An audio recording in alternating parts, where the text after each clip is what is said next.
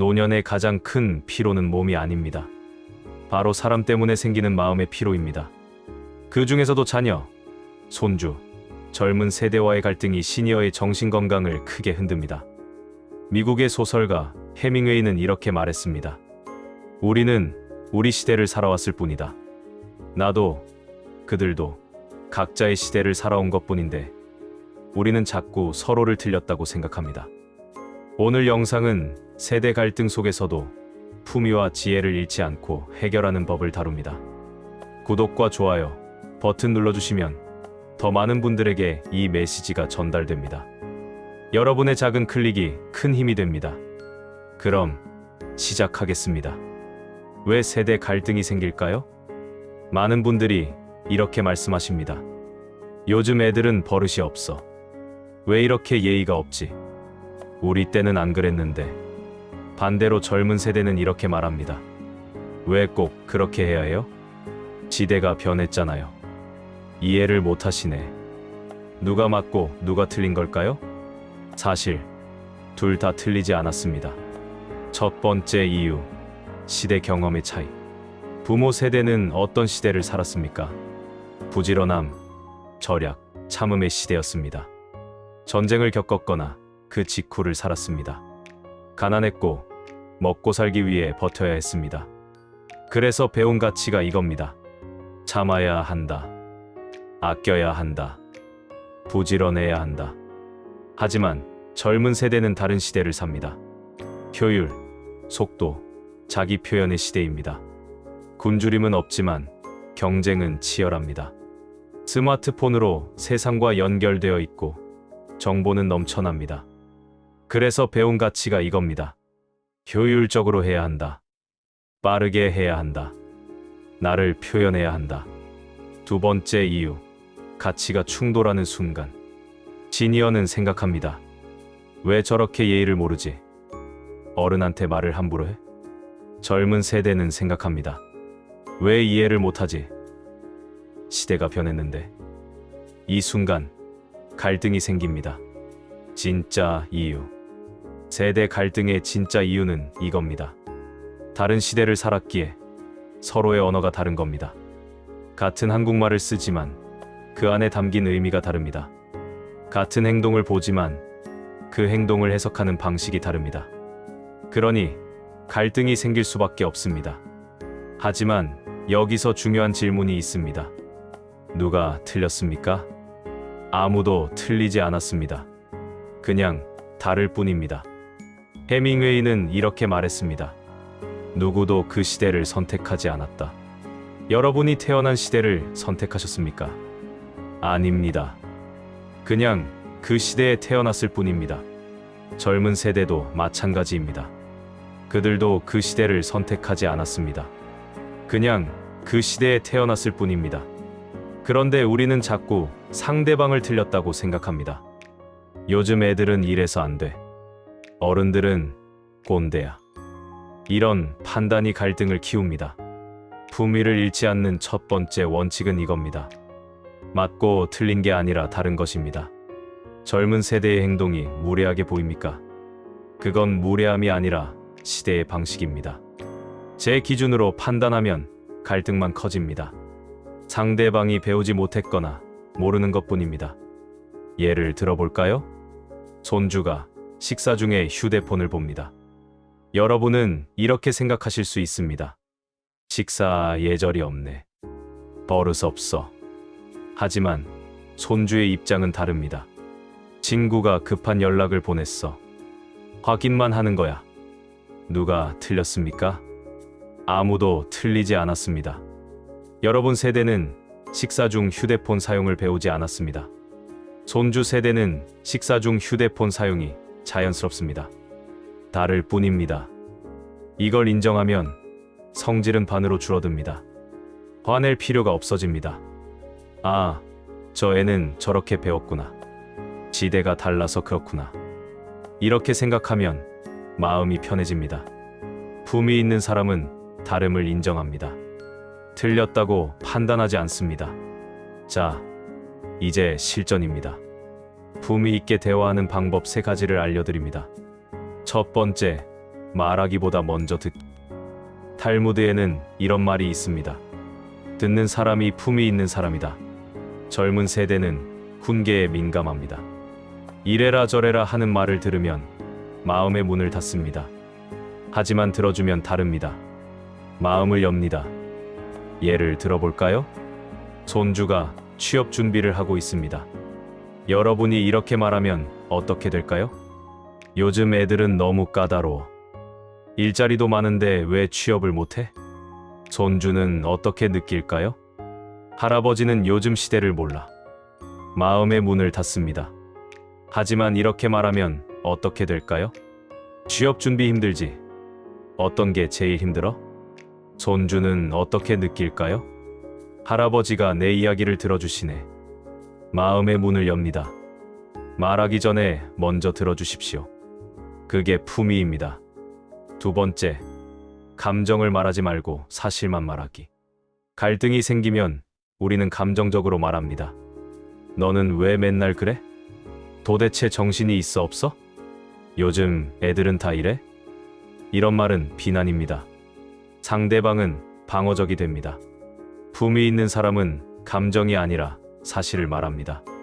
그때 내가 그렇게 말했을 때 나는 서운했어. 내가 기대했던 건 이거였는데 그렇게 되지 않아서 속상했어. 감정이 아니라 사실입니다. 비난이 아니라 표현입니다. 이렇게 말하면 상대방도 들을 수 있습니다. 세 번째, 대화의 목적을 이기기 위해서 이해하기로 바꾸기. 많은 분들이 대화를 싸움으로 생각합니다. 내 말이 맞아. 내 말이 틀렸어. 이기려고 합니다. 하지만 품위 있는 사람은 이기려고 하지 않습니다. 이해하려고 합니다. 너는 왜 그렇게 생각해? 내가 이해하지 못한 게 뭐야? 이렇게 묻습니다. 그러면 대화는 싸움이 아니라 소통이 됩니다. 품위 있는 사람은 이기지 않습니다. 이해합니다. 이제 실전입니다. 갈등 상황에서 품위를 지키는 4단계 방법입니다. 1단계, 잠시 멈추기. 정신과 의사 빅터 프랭클은 이렇게 말했습니다. 자극과 반응 사이에 우리의 선택이 있다. 손주가 무례한 말을 했습니다. 바로 화를 내고 싶습니다. 하지만 잠깐 멈추십시오. 심호흡하십시오. 1, 2, 3 세어보십시오. 그리고 생각하십시오. 지금 내가 화를 내면 어떻게 될까? 내가 원하는 결과는 뭐지? 잠시 멈추면 감정이 가라앉습니다. 그리고 더 나은 선택을 할 수 있습니다. 2단계, 감정적 말 금지. 갈등 상황에서 이런 말은 금지입니다. 너는 왜 그래? 도대체 뭐 하는 거야? 너 때문에 내가 얼마나 힘든지 알아? 이런 말은 상황을 악화시킵니다. 대신 이렇게 말하십시오. 나는 이렇게 느꼈어. 내가 기대했던 건 이거였어. 나는 이렇게 생각해. 나 중심으로 말하십시오. 비난이 아니라 표현입니다. 3단계, 말의 온도를 조절하기. 목소리를 낮추십시오. 이상하게도 목소리를 낮추면 상대방도 자동으로 부드러워집니다. 큰 소리로 싸우면 상대방도 큰 소리로 맞섭니다.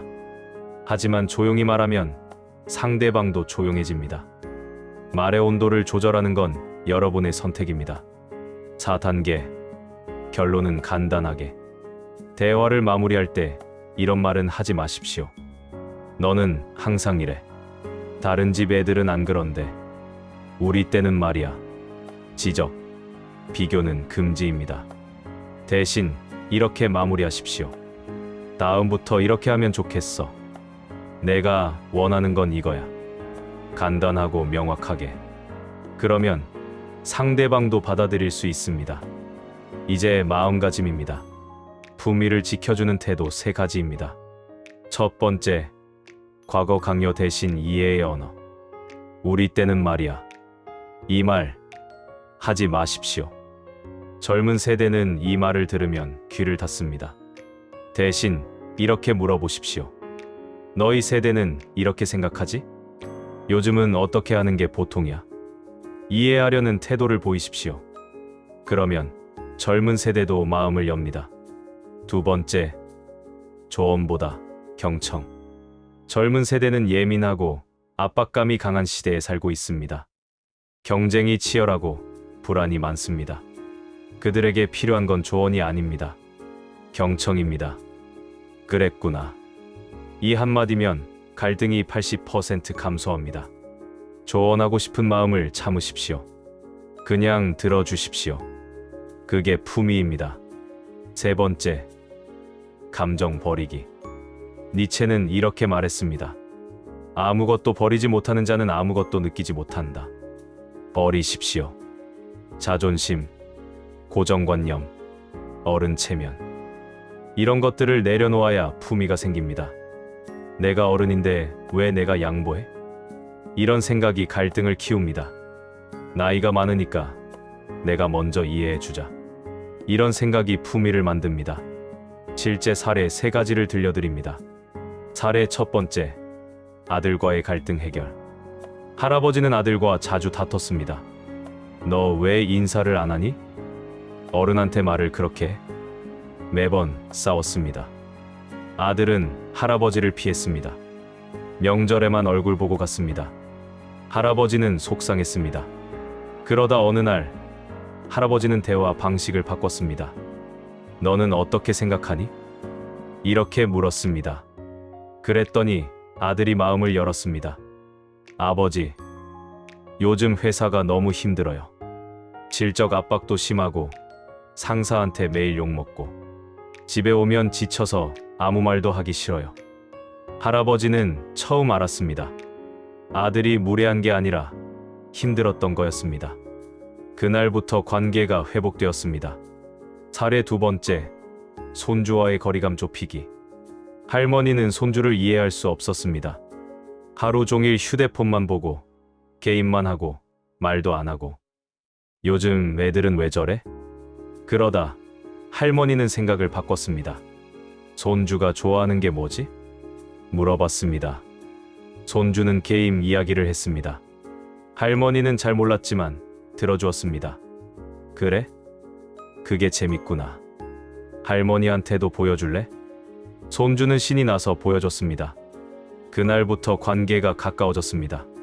사례 세 번째, 며느리와의 오해 해결. 할머니는 며느리한테 잔소리를 많이 했습니다.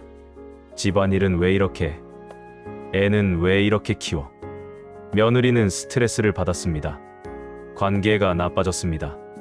그러다 할머니는 잔소리를 멈췄습니다. 대신 이렇게 말했습니다. 고맙다. 그 한마디가 관계를 바꿨습니다. 며느리는 눈물을 흘렸습니다.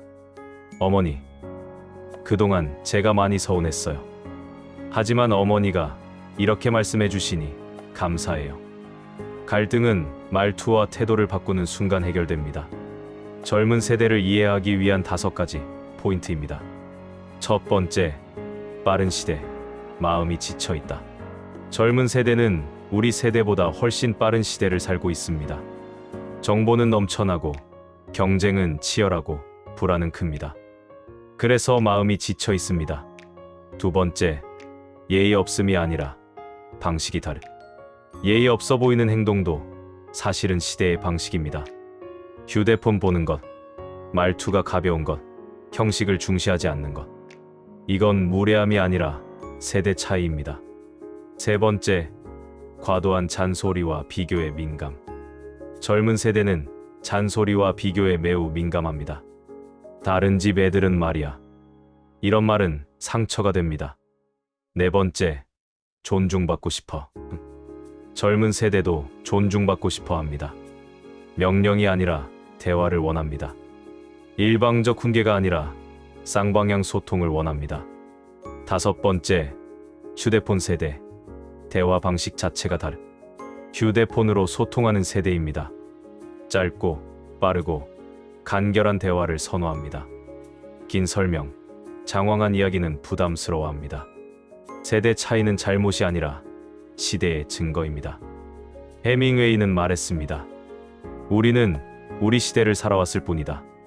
다른 시대를 살아왔다고 해서 누가 우월하거나 열등한 것이 아닙니다. 그냥 다를 뿐입니다. 품위를 잃지 않는 사람은 비난 대신 이해를, 고집 대신 경청을, 분노 대신 침착을 선택합니다. 세대 갈등은 싸움이 아니라 두 시대가 만나는 순간일 뿐입니다. 오늘 한 번 더 들어주고 한 번 더 말해보지 않겠습니까?